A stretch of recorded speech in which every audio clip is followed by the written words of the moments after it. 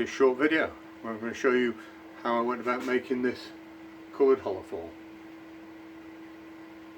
Hope you enjoy it. So this is a piece of cypress. It came off a fairly large trunk of a cypress tree section that I split in half. So this section has got no pith in it. The pith came out with the other half of the log. I've then mounted it on the lathe with a faceplate at this end with 6 40mm screws in, going in at a slight angle so they don't pull out the end grain, and supported at the tailstock end with a live step centre. I then just turned the piece round. The piece is overall about 14.5 inches long and about 6 inches diameter. First thing I'm going to do is put a spigot on this end of it that will fit my mega jaws for my chuck, and then we'll turn it round to get it mounted in the chuck on that spigot.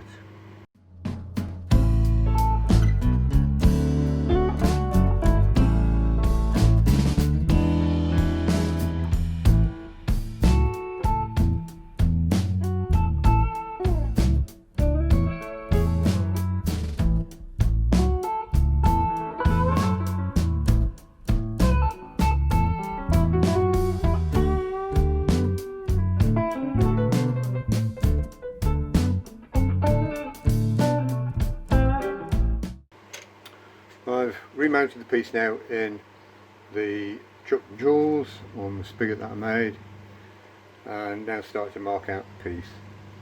At this end we've got screw holes in where I had the faceplate on. No, not too bothered about that because I've got plenty of wood here, so I'm going to turn off this section here as waste wood, so we'll get rid of that first and then bring the tailstock up to the main section. That gets rid of any problem with the screw holes.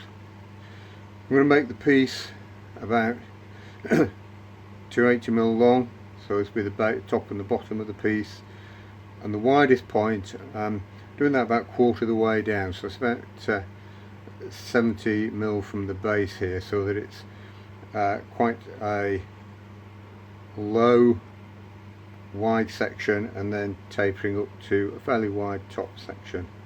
We'll mark the rest of that out once I've turned this away and got the tailstock back up to the end. So I've marked out the top section here, diameters I want the top to be, and how far in I want the top section shaping to be. So what I'm going to do first is take away some of this scrap wood here, roughly shape the top section, and then I'm going to start shaping the main part of the piece.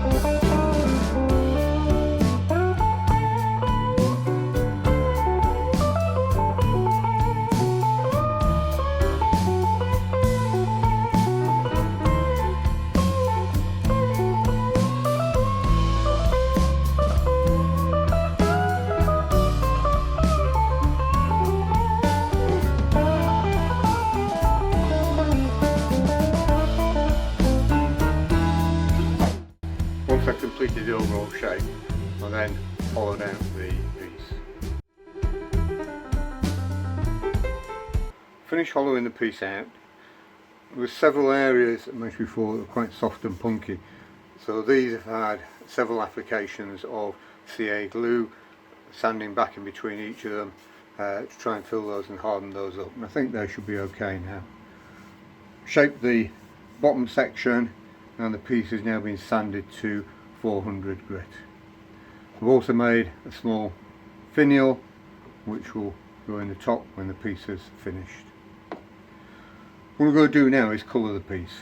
I'm going to use chestnut spirit stains for this one, and I'm going to make it quite simple. I'll start by putting some black on, which I'll then sand back, and that will highlight some of the grain features, and then I'm just going to use the red spirit stain on top of that, and hopefully with the different absorbencies for the different parts of this wood we should get varying shades of red across the piece.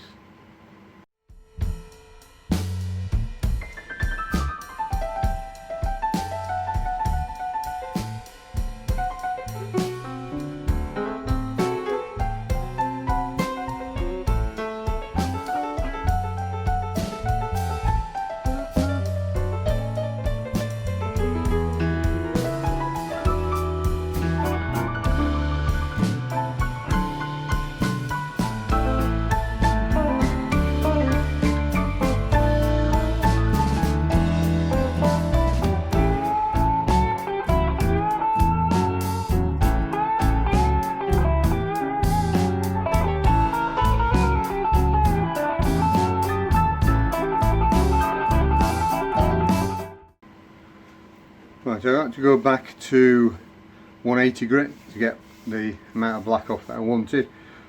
Cypress is quite an absorbent wood, so it does take it takes it quite deeply in, and it does take a bit of cutting back, and then work back up through the grits to 400 grit again.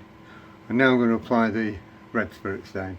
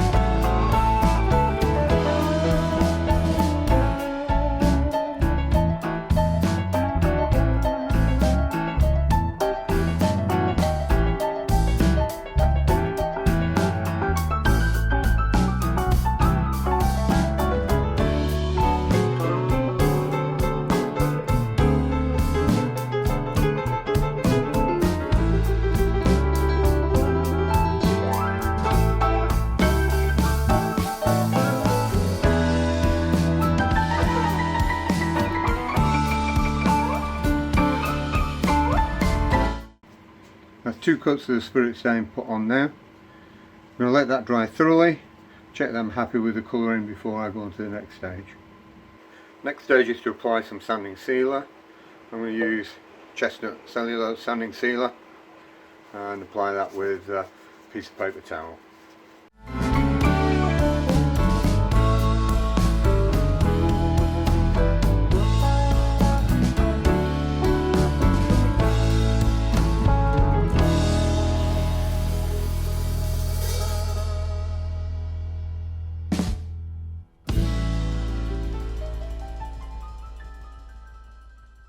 Sanding sealer is dried, so I'm now just going to denib this with a bit of white nylon. I'm going to apply a lacquer to this piece, and I'm going to use Hampshire Sheen clear gloss lacquer. I put some masking tape around the chuck so I don't get lacquer on the chuck. And when I apply the lacquer, start spraying off the piece, go across, and then continue off the piece. That way you don't get high concentrations at a spot where you start spraying. With this lacquer I'm probably going to need about 8 coats, and what I'll do is I'll put 2 coats on with that half an hour in between, then I'll leave it overnight, then just cut it back lightly with some yellow nye web, and then apply the next 2 coats. and so on until I've got the finish that I'm looking for. When you're applying lacquer, make sure you've got a vapour mask on and that your area is well ventilated.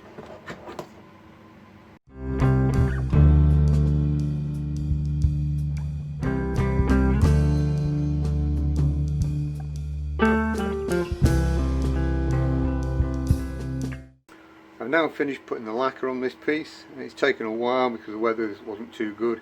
It was quite cold and the air was quite damp, which is not good for putting lacquer on. I think I've put about 10 coats on. I'm now going to polish this using Yorkshire grit and then Yorkshire grit microfine. When you're using the Yorkshire grit, don't apply too much pressure because if you start generating too much heat, you'll potentially damage the lacquer. Better off to do 2 applications rather than trying to do one and generate too much heat. I'll put a side-by-side picture after this sequence showing the piece before it's been polished and after it's been polished, and hopefully you'll be able to see the difference.